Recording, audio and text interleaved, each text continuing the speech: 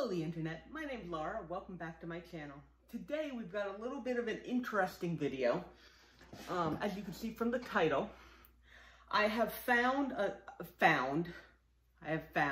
I'm sure other people know about this, but I've discovered another way to propagate begonias that has come very in handy for me. And that's why I titled the video Emergency Begonia Propagation. So, what's happened is your begonia has died. It looks like this. There's nothing left. It's like, meh. A lot of the little bits here have shriveled up. So what I have discovered is that in a lot of cases, this plant is still alive. And if you water it, you know, all the leaves die back on the begonia, but if you water it, it does come back. I have not been having any luck with this particular plant. But what I have discovered is that if you cut down on one of these stems, and so you kind of go down to almost the soil level, and you snip that off, whoop, it fell. You'll find that it's still alive in there. See, focus, don't focus on my face. It's still got green, which means it's still alive. And so what I have discovered is that if you take this little nubbin that doesn't have anything on it, and you stick it into soil, you will actually grow a little plant out of there. This is one that I've had going for a little while. This was one of my experiments. I was cutting the tops off of a begonia that was dying, and I stuck it in there just to see what would happen. And now I have these guys. I didn't have any leaves left. This is a Rex begonia. I didn't have any leaves left on this guy in order to take those leaves and propagate them. But what I did was I cut the stem and I stuck it into, this is kind of a dirt sphagnum moss mix, but you could do it in straight sphagnum moss as well. And it grew. And it stuck out new leaves. Now these leaves are looking a little bit pale because it has run out of nutrition in the soil because it's just sphagnum moss and a little bit of dirt.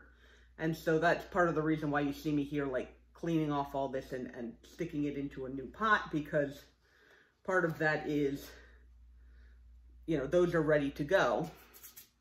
But now that I have discovered this, I've had a couple of different, like this is one that I cut the stem. So you can see it's the stem. Like normally you would have like leaves growing out of this, and then it gets longer and then it grows out of the bottom, right? But if you stick this guy in there, you can kind of see. See the little roots coming up out of there? Roots, and then the end of it is actually starting to grow. So this was not dead, but it was definitely, there were no leaves on it. It wasn't doing all that well. I have another example here. This was my winter twilight, which was almost just, it was completely dead. And I snipped off the top, and now it's growing roots in here. So those obviously, a couple of these still need to stay in here and get bigger before I remove them from the humidity. But this is a good thing to do for when you've got a begonia that is dying and you're not sure that you can keep it alive, like you're not sure you've got the humidity right, or you're not sure that you're keeping it moist enough or not too moist or whatever like that, is go ahead and just pretend like it's a propagation. Stick it in your little humid propagation box with your extra bit of, with your sphagnum moss and your dome on there to keep all the humidity in, and just let it go. And then you don't have to worry about whether you're watering it too much or not enough or any of that kind of stuff. Because that's the problem I always have. These begonias I've been having where, you know, they've been kind of doing rough. A lot of that is, I don't know how much I should be watering them. And so if I stick them in here, I don't have to worry about it. I did want to, like I had showed you, where is that?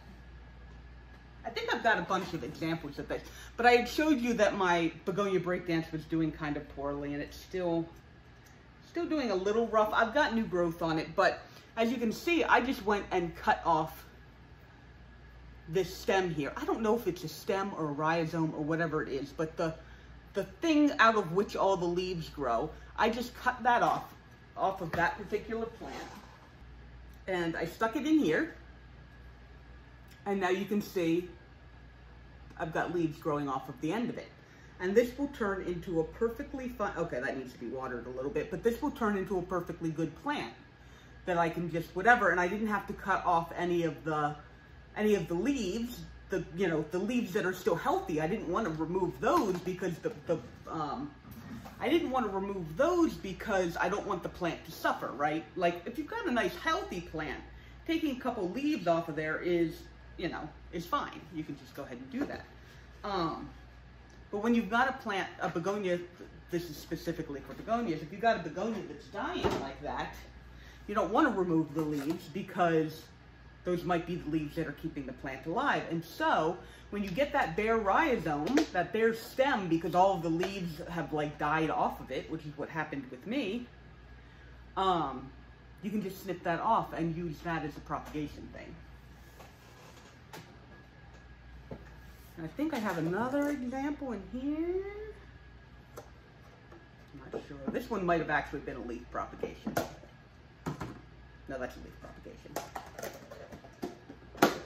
Yeah, because I actually think I'm going to do it with this guy. I have been having trouble. It grew a nice leaf on there, and now it's like doing the floppy thing. I don't think I overwatered it. It doesn't feel overwatered. But I'm going to take this stem here. You can see the stem, rhizome, whatever, that's right here that doesn't have any growth on the top of it. And I'm just gonna go ahead and snip it right off here. And it's still alive in there. I mean, if it's completely dried out when you do that, then there really is no hope. But because it's still alive in there, I'm gonna go ahead and stick this. I'm going to clean off any of the old dead leaves that are on the end of it so that they don't like just mold in there. And I'm going to go ahead and stick that into my propagation box, and I'm going to wait, and I'm going to let that more than likely, hopefully, probably come back to life. And then that way, if that plant just continues to decline, I've got a brand new plant to start with.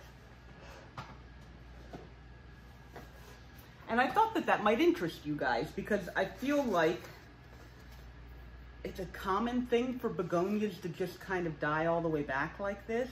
Oh, see, it had a new leaf and then that leaf died. I must just not be watering this well. But anyway, the cutting it back like that and then putting that into a propagation tray lets it grow without human interference, without human error. So you've got a better chance of actually keeping the plant alive. Now I am going to water this one because hopefully I can get this plant to live too. I just have to figure out how much water it wants. And then this guy, yeah, I can water that one too. Because the plant is not completely dead. It's just not doing well.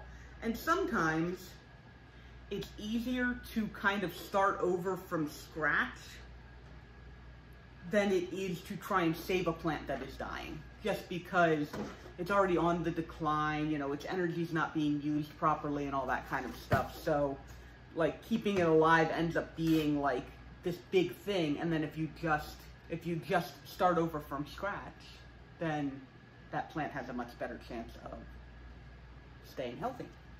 And so this is a very quick little video, but like I said, this was something that I had discovered that I thought might be helpful for other people. And so I went ahead and made this little video to let you guys know about it.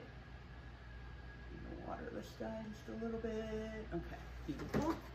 And they're going into, we're gonna also try the humidity thing with these guys that are not doing so well and see if I can get it to come back. Though it really shouldn't be much of a problem because it's actually fairly humid down here. I mean, it's like 50s, 60s. It's not bad. Anyway, I thought that you guys would be really interested in that. So there you go. If your begonia has died back like that, go ahead and cut off a bit of the stem and stick it in a propagation box. You don't need leaves in order to, and that doesn't, it won't work with cane. Well, cane begonias are their own thing because they actually have the nodes with the whatever, but Rex begonias, eyelash begonias, if you cut that stem. If you cut the stem on cane begonias, it'll also work. It's just, that's like, they look different. You guys know. Cane begonias. You know, if this whole thing like died, like all these leaves, this plant's actually doing pretty well. If this whole thing died, you know, I would just cut part of the stem with a rhizome and then just root that in water. They root really well in water, but I'm not so sure that these would root well in water. That might be an experiment to see if the stems would root in water. Though I guess if it's working, I don't know. If it's working in sphagnum moss. Do I have any sphagnum moss? I don't know. I know. I'm just talking to myself now. I'm talking out ideas. If anybody has any experience with cutting off stems off of begonias, like the actual thick fleshy bit, and sticking those in water and having them grow that way, I can't imagine it wouldn't work. Because you could pick a whole leaf off of a begonia and stick it in there. Plants are just so awesome that they can just kind of survive all these different ways that, like, it's like, you know, if we cut off our finger and planted it and then like it grew into another person. It's kind of a weird concept as a human. I'm wonderful. Okay, so if you like this video, go ahead and like this video. If you know, think that this might help you save a begonia you have where you're like, oh my God, I don't have any leaves left, and you can just cut off a bit of the stem and stick it in a propagation box. Give it a shot. Let me know. I'd love to know if you could save one of your begonias or a couple of your begonias that way. That would really make my day, because I've saved a couple of mine this way. But if you would like to see more plant content, go ahead and hit that subscribe button, and then you will be aware of when I have new videos coming out, and that's always nice. And thank you so much for spending some of your time with me today. I will see you guys in the next video. Okay, bye-bye.